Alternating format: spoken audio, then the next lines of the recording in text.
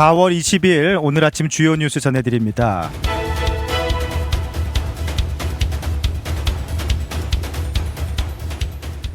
이란 전쟁 현재 2주 휴전 마감이 다가오고 있는 가운데 도널드 트럼프 대통령이 최대 압박 카드를 꺼내 들었습니다. 트럼프 대통령은 호르무즈 해협 인근에서 미국의 해상 봉쇄를 뚫으려던 이란 화물선에 발포를 하고 이를 납포했다라고 밝혔는데요. 이는 해상 봉쇄 이후 처음으로 무력이 동원된 사례로 트럼프 대통령은 만약에 협상이 결렬될 경우 이란의 발전소와 교량 등 민간 인프라들까지 파괴하겠다라면서 거세게 압박을 하고 있습니다.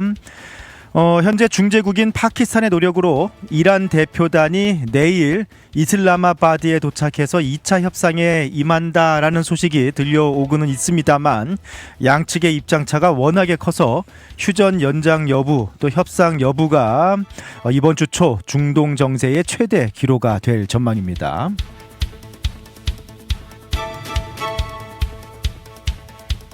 이러한 긴장감 속에서 호르무즈 해협 봉쇄 이후 처음으로 한국 유조선이 우회로인 홍해를 통해 원유 수송에 성공했다라는 소식이 있네요.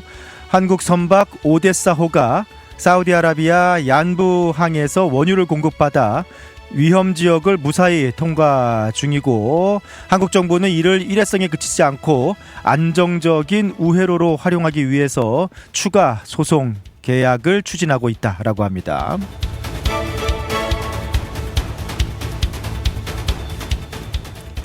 한편 트럼프 행정부가 법원으로부터 위법 판결을 받은 약 2,450억 달러 규모의 관세를 이제 이번 주부터 수입 업체들에게 돌려주는 온라인 환급 절차에 본격 착수합니다. 경제적 파장을 우선은 수습하는 모습입니다.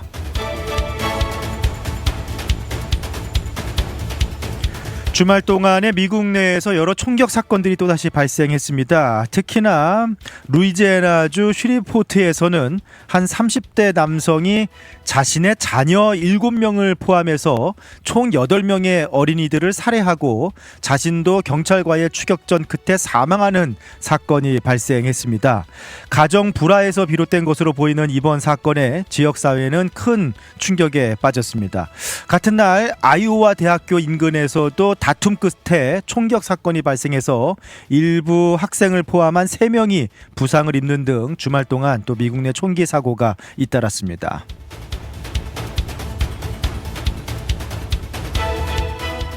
트럼프 정부의 강경한 이민 정책을 이끌어오던 토드 라이언스 이민세관 단속국 아이스 국장 직무대행이 오는 5월 말 사임한다라는 소식입니다. 최근 미네아폴리스에서 단속 중 시민권자가 사망하는 사건이 발생하면서 여론이 악화된 가운데 최근 미국인의 절반 이상이 현재의 대규모 추방 정책이 과도하다라고 느끼는 것으로 나타났습니다. 특히 히스패닉 유권자층의 이탈과 노동력 부족 문제가 가시화되면서 정부의 이민 정책 기조에도 변화가 생길지 주목이 되고 있습니다.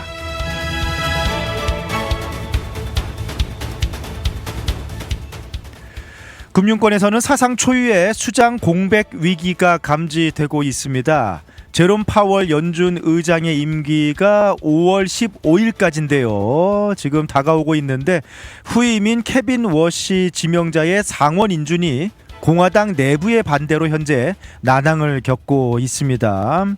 파월 의장은 후임이 결정될 때까지 임시 의장직을 수행하겠다라는 의지를 보이고 있는데요. 아시다시피 트럼프 대통령과 워낙에 갈등이 있기 때문에 현재 중앙은행의 리더십을 둘러싼 불확실성이 커지고 있습니다.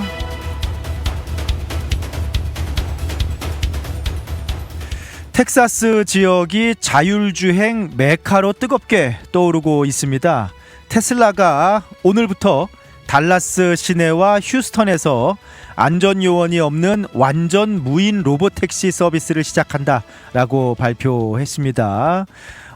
이미 구글의 웨이모가 이 지역에서 운행을 활발하게 하고 있는 가운데 아마존의 죽스와 현대자동차의 모셔널까지 가세하면서 로보택시 시장은 본격적인 4파전 양상으로 치닫고 있습니다. 서비스 경쟁이 치열해짐에 따라서 이용 가격은 낮아지고 안전성은 이제 높아질 것으로 기대되지만 기존 택시 업계에서는 커다란 생존의 숙제가 되고 있습니다. 지금까지 오늘 아침 주요 뉴스들 전해드렸습니다.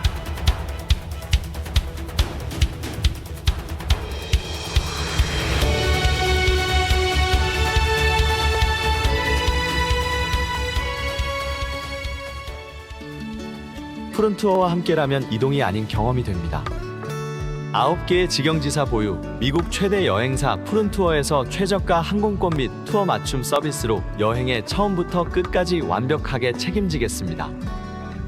더 넓고 쾌적해진 시온마켓 2층에서 푸른투어 달라스 지사와 함께하세요. 믿을 수 있는 미국 최대 여행사 푸른투어 469-615-6000번. 여행은 역시 푸른투어. 우리 가족 눈 건강 지킴이 바로 정무창 안과입니다. 5살 우리 아이 첫 시력 검사, 안경 없이 시력을 잡아주는 큰아이 드림렌즈도 정무창 안과에서 했죠. 40대 되면서 필요한 눈도 다초점 렌즈 추천해 주셔서 훨씬 좋아졌고요. 어머님 백내장, 녹내장 검사도 정무창 안과에서 했답니다. 21년 경력이 그냥 지나간 시간이 아니더라고요. 안경, 렌즈, 거만도 정무창 안과에서 214-902-9779 파크 포레스트 옵티컬. 텍사스 한인 비즈니스, 더 많은 고객을 만나고 싶으신가요?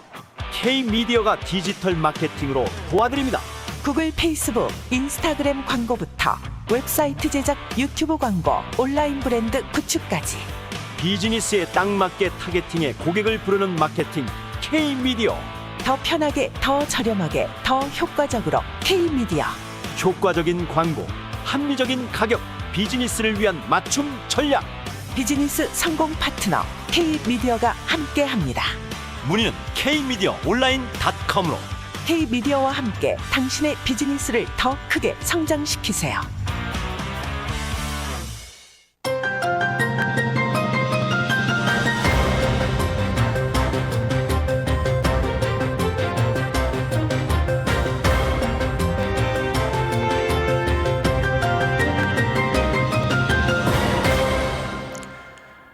미국과 이란이 지난 7일 파키스탄의 중재로 2주간 휴전에 합의했는데 이제 뭐 휴전 종료가 다가오고 있습니다. 내일까지. 네.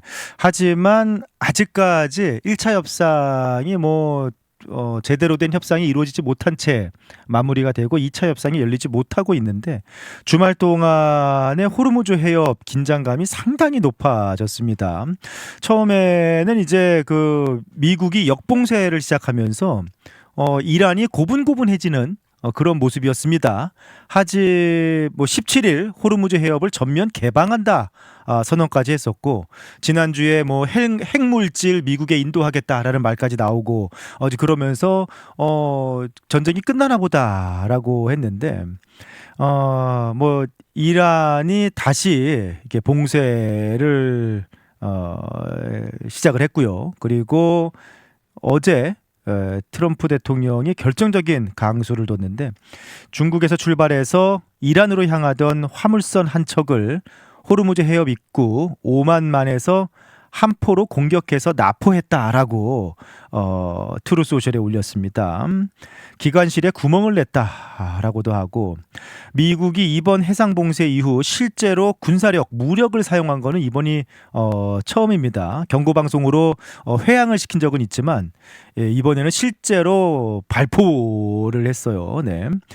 이란도 가만히 있지 않았습니다. 이란 국영 매체에 따르면은 이란군이 미국 군함 여러 척을 드론으로 공격했다라고 보도했고요.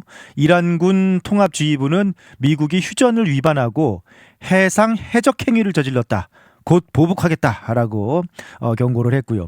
트럼프 대통령 어제 폭스뉴스 인터뷰에서 합의에 이르지 못하면 이란의 모든 발전소와 모든 다리를 파괴할 것이다라고 경고를 했습니다. 그래서 주말 지나면서 실제 미군이 중국에서 출발해서 이란 쪽으로 가는 화물선을 공격을 하는 그런 첫 번째 사례가 발생하는 데 긴장감이 굉장히 높아졌는데 또 한편으로는 그 미국 지금 협상단이 파키스탄 이슬라마바드로 향하고 있다. 오늘, 그러니까 어제 한 인터뷰였으니까 20일 저녁, 오늘 저녁에 그 협상장에 있을 것이다. 파키스탄에 있을 것이다라고 얘기를 했어요. 네. 그리고 지금 또 그 이란도 이란의 협상단이 내일 파키스탄에 도착할 것이다. 라는 이야기가 또 나오고 있고 또 한편으로는 뭐 협상장에 나서지 않을 것이다.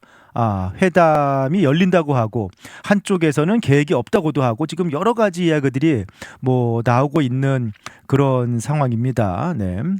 뭐 그 파키스탄 매체에 따르면은 이제 이란 대표단이 21일 이슬라마바드에 도착할 예정이다라는 보도가 있었고요. 그리고 뭐 CNN도 이란 협상단이 협상장에 온다라고 이렇게 보도가 있었는데 이란 정부가 공식적으로 또 아니다라고 입장을 냈습니다. 이란 외무부 대변인 바가이가 지금 이 순간까지 차기 협상에 대한 어떠한 계획이나 결정도 내려진 바가 없다라고 했고요. 이란 국영통신도 2차 회담이 열린다는 보도는 사실이 아니다라고 또 부인을 하기도 했습니다. 아무튼 지금 상당히 주말 동안에 호르무즈 해협 긴장감이 높아지고 좀 군사적인 행동이 뭐 일어난 가운데 협상이 열린다. 협상단이 지금 가고 있다라는 소식 그리고 아니다. 지금 협상 계획 없다라는 말까지 뭐 엇갈린 이야기들이 지금 나오고 있는 상황입니다. 뭐 아무래도 그 협상을 앞두고 휴전 종료를 앞둔 시점에 호르무즈 해협 긴장감이 높아지면서 지금 막판 줄다리기를 하고 있는 것으로 이렇게 파악을 하고 있는데 그 한편으로는 좀 협상을 앞두고 이제 막판 줄다리기도 줄다리기지만 한편으로는 지금 이란 내부 권력 다툼이 복잡하다, 심상치가 않다. 네, 그러니까 지금 이란이 내부적으로 권력 다툼이 심하게 일어나면서 어떻게 지금 이 상황에 협상에 대응을 해야 될지. 어떤 식으로 협상에 나서야 될지 어떤 식으로 대응을 해야 될지 뭐 그 부분에서 지금 이란 내부에서 엇박자가 나오고 있다라는 그러한 부분인데요. 그러니까 그 지금 미국 트럼프 대통령과 미국은 나름의 전략과 작전을 가지고 지금 이 전쟁을 마무리하기 위해서 어떻게 보면은 당겼다가 풀어줬다가 하는 뭐 그런 전략을 펴고 있다면은 이란은 지금 뭐 협상단이 꾸려져서 뭐 내일 도착한다라는 얘기도 있고 또 한편으로는 그런 일 없다. 협상 뭐 전혀 계획이 없다라는 말이 나오고 뭐 그러고 있는데 이게 이란의 외교적인 전술이라기보다는 이란 내부에 현재 하나로 통일되지 않은 권력 다툼이 일어나고 있다라는 그런 분석들이 나오고 있습니다. 특히 영국의 시사주간지 이코노미스트가 미국은 현재 어떤 이란과 협상 중에 있나라는 그런 분석 기사를 냈는데 그러니까 지금 미국이 협상하고 있는 권력이 어떤 권력인가? 그러니까 이란 내에 지금 상반된 대응을 하고 있는 권력들이 존재하고 있다는 거죠. 근본 원인은 최고 지도자의 공백입니다. 지금 아야톨라 알리 하메네이의 후계자로 그 아들인 아야톨라 모스타바 하메네이가 지명이 됐습니다만 지금 뭐 신변 이상설 뭐 정상적인 활동을 할 수 없다 얘기도 계속 나오고 있고 심지어는 뭐 알리 하메네이 장례식도 지금 못 치르고 있는 상황이니까 7주가 지나고 있는데 장례식도 못 치르는 상황이니까 지금 상당히 최고 그러니까 이란은 사실은 신정 정치 국가이기 때문에 이 그 최고 지도자의 권한이라든지 권력이라든지 그게 절대적인데 지금 그런 부분들이 공백이 있다. 그 다음에 군부의 충성 핵심 인사들도 많이 지금 잃은 상황이고요. 권력 공백 속에서 지금 이란이 두 개의 큰 흐름으로 갈라져 있지 않은가. 하나는 현실주의적인 민족주의 진영이 있고 다른 하나는 이념을 중시하는 이슬람 혁명주의 진영이 있다라고 보고 있습니다. 그래서 공식적으로 권력을 쥔 쪽은 갈리바프 이란 의회 의장을 중심으로 한 그룹인데 지금 그 갈리바프 의장이 협상 수석 대표이고 그리고 아라그치 외무장관이 그를 뒷받침하고 있고 지금 협상을 통해서 제재를 해제시키고 이란의 경제를 회복하고 신뢰를 챙기자라는 그런 현실주의적인 입장을 나타내고 있다. 그리고 그들이 지금 결력을 쥐고 협상 지금 뭐 분위기를 끌고 가고 있는 것이 아닌가라고 파악을 하고 있고요. 하지만 그게 쉽지 않은 만만치 않은 도전에 직면하고 있는 게 이슬람 혁명수비대를 중심으로 한 강경파들이 협상을 정면으로 지금 반대하고 있다라고 이렇게 파악을 하고 있습니다. 그래서 지금 현재 혁명수비대와 연계된 조직이 매일 밤 그 시위를 하면서 갈리바프 의장과 아라그치 장관을 비판하고 협상에 나서고 있는 지금 갈리바프 의장과 아라그치 장관을 비판하면서 시위를 벌이고 있다라고 합니다. 그러니까 지금 친 이슬람 정권 친혁명 수비대 시위가 매일 이란에서 벌어지고 있다라는 그런 뭐 보도가 나오고 있습니다. 네. 그 다음에 구체적인 협상 내용과 관련해서도 뭐 예를 들어서 핵과 관련해서 민족주의 진영은 핵 긴장 고조가 계속해서 외부 공격을 유발하기 때문에 이거 정리해야 된다라는 입장인 반면에 이슬람주의 지역은 억지력을 위해서라도 핵 포기하면 안 된다.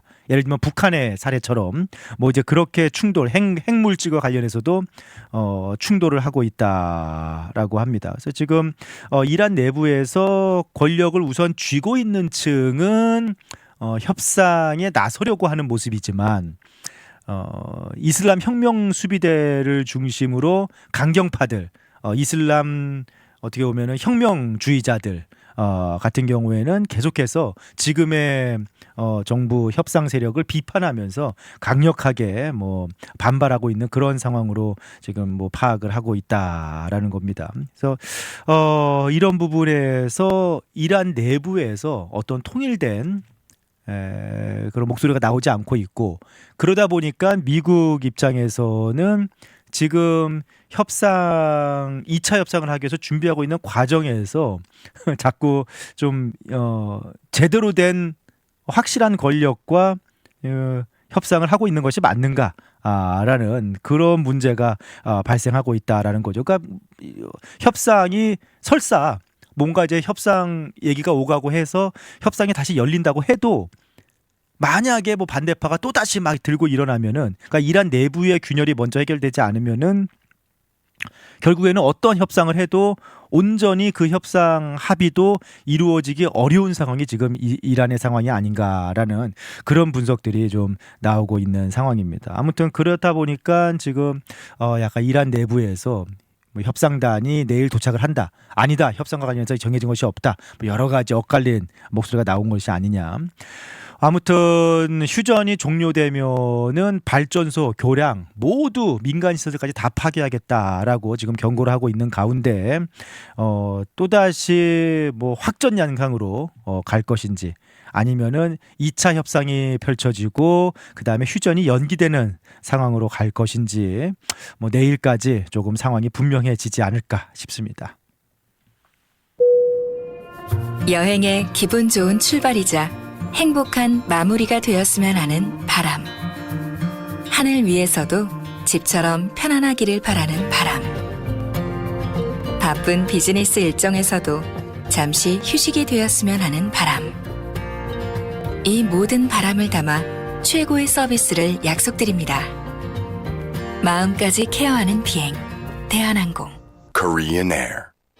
11살에 이민화 캐롤튼에서 성장하고 4억 5천만 달러 규모의 프로젝트를 이끄는 비즈니스 전문가로 우뚝 선 사람 누구입니까? 안녕하십니까. 캐롤톤 시의원 후보 마이크송입니다. 저는 우리 한인 1세대의 헌신을 잘 알고 있습니다. 검증된 경영 능력으로 시 인프라를 혁신하고 우리 한인 비즈니스가 더 높이 도약할 수 있는 시스템을 만들겠습니다. 준비된 리더 마이크 송. 5월 2일 시의원 선거 4월 20일부터 시작되는 조기 투표에 꼭 참여해 주십시오. 여러분의 소중한 한 표가 캐롤톤의 미래입니다. Political advertising paid for by the Mike Song campaign.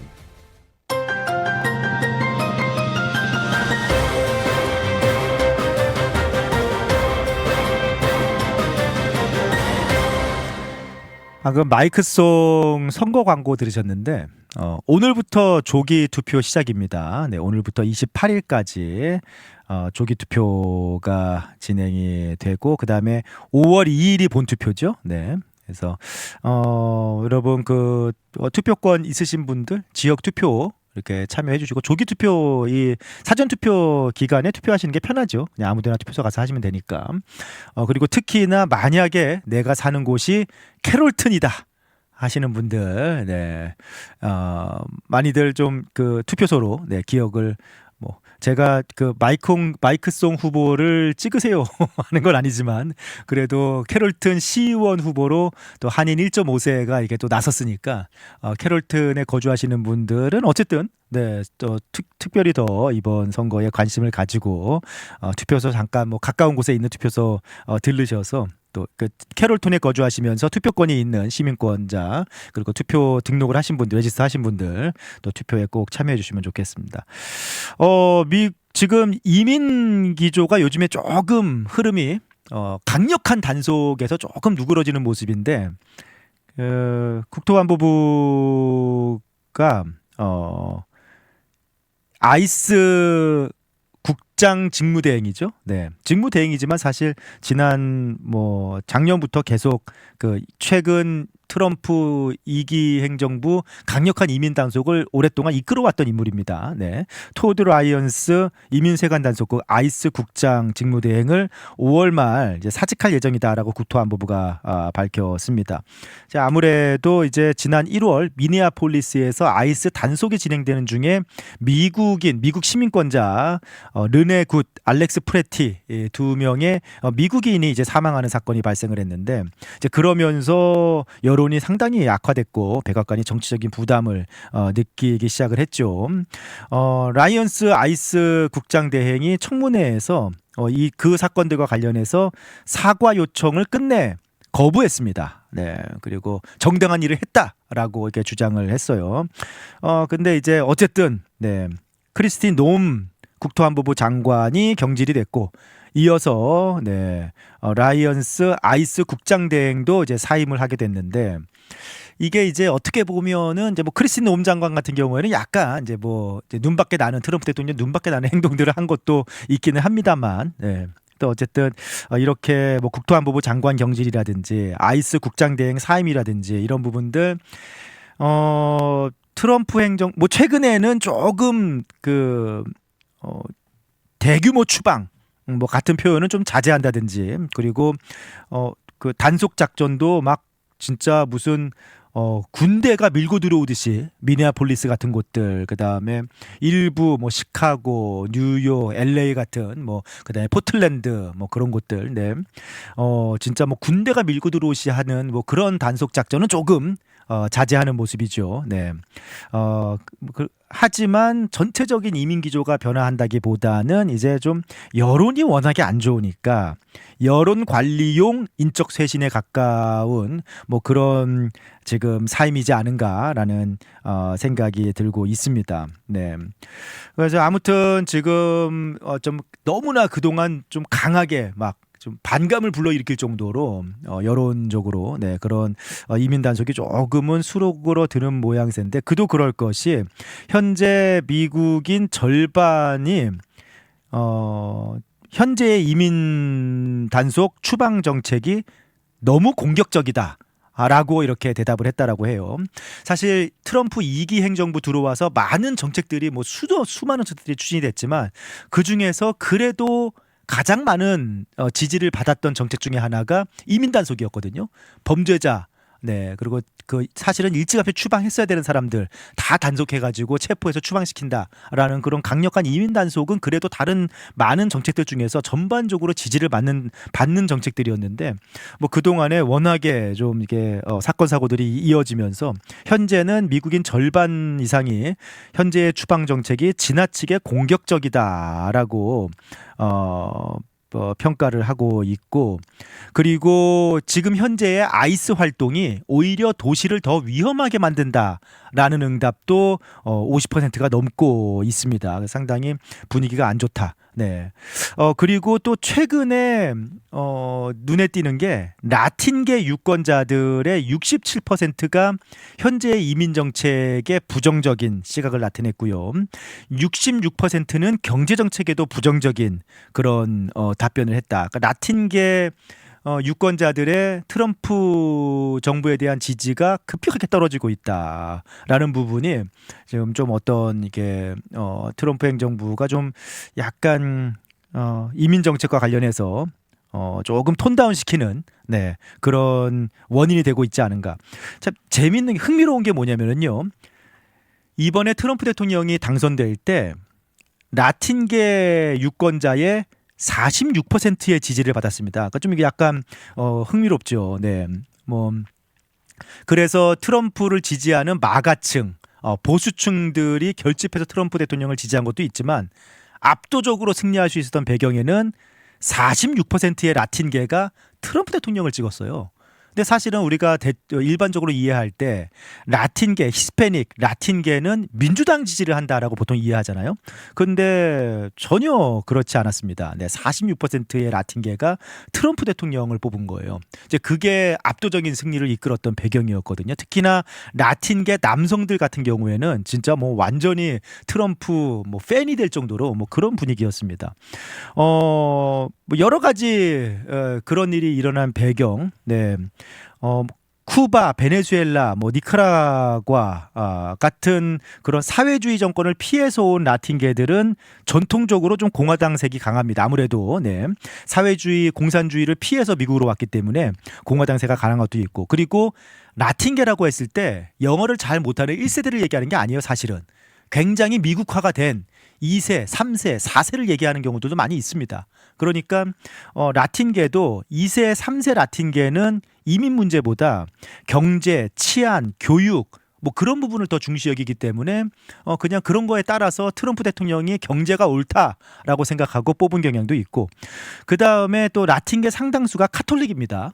그러니까 이제 약간 보수적으로 종교 문화적으로 보수 정책을 펴는 트럼프 대통령을 지지한 부분도 있고, 그 다음에 또 약간 트럼프 대통령의 그런 마초적인 기질이 라틴계 남성들의 지지를 얻는 뭐 그런 부분들도 있었고, 그리고 또 트럼프 대통령의 선거 캠페인 자체가 라틴계 표심에 굉장히 호소를 많이 하고 정성을 많이 들였습니다. 뭐 그런 부분도 있고, 그래서 여러 가지 좀 원래 우리의 생각과는 다르게 사실 지난 대선에서 라틴계의 46%가 트럼프 대통령에게 표를 줬습니다. 이제 그것이 트럼프 대통령의 압도적인 당선에 좀 한 몫을 한 건데, 지금 최근에 70% 가까운 라틴계들이 트럼프 정책에 반대를 하고 좀 부정적인 인식을 드러내는 이후 좀 배신감을 느끼고 있다라는 부분들이 있습니다. 어쨌든 먹고 사는 문제를 위해서 트럼프를 뽑은 것도 있는데, 경제가 특히 이런 중산층 이하 서민 계층들의 경제 상황이 상당히 흔들리면서 라틴계들이 트럼프 대통령 뽑으면은 잘 살 줄 알았더니 뭐 그렇지가 않구나. 아무래도 먹고 사는 문제. 특히 뭐 건설, 농업, 서비스업 같은 데 라틴계 종사자들이 많은데 그런 부분들 막 타격을 받고 있으니까 직접적으로 경제적 피해를, 지금 사실은 경제적으로 여유 있는 사람들은 이미 부유층, 뭐 백인, 그런데 경제적으로 피해를 입고 있는 측은 노동층, 서비스업, 히스패닉 상권 뭐 그런 부분들이 피해를 입고 있다 보니까 히스패닉들이 경제적 피해에 직접적인 체감을 하고 있다. 그리고 또 아무리 2세, 3세는 이민 정책에 대해서 그렇게 크게 뭐 이렇게 민감하지 않다고 해도 그래도 우리의 이웃이, 우리의 가족이, 뭐 우리의 친척이 이민 단속으로 뭐 피해를 입고 하는 소식들을 듣다 보니까 좀 거부감이 좀 생길 수밖에 없는, 또 혼합 신분 가정들도 많이 있을 수 있잖아요. 그런 부분에서 좀 반감이 커지고 있고, 특히나 요즘에 아동들까지, 히스패닉 아동들까지 뭐 체포하고 하는 사례들을 보면서 좀 배신감을 느끼고 있지 않은가. 그래서 상당히 라틴계의 표가 트럼프 대통령에 가면서 당선이 됐는데, 최근 들어서 라틴계의 좀 지지가 확 떨어지고 있는 그런 상황을 겪으면서 조금 요즘 트럼프 행정부가 특히 이민 정책과 관련해서 조금 톤다운을 하고 있지 않은가, 네, 여론 무마용 톤다운을 하고 있지 않은가라는 생각이 들기도 하네요. 아무튼 그동안 강력한 이민 단속, 네, 2명의 미국 시민권자가 사망하는 사건이 발생했어도 정당한 일을 했다, 사과 요청을 끝내 거부했던 아이스의 라이언스 국장 대행이 5월 말로 사임을 한다라는 소식이 또 있네요. 자, 지금까지 오늘 아침 미국 소식들 전해드렸습니다.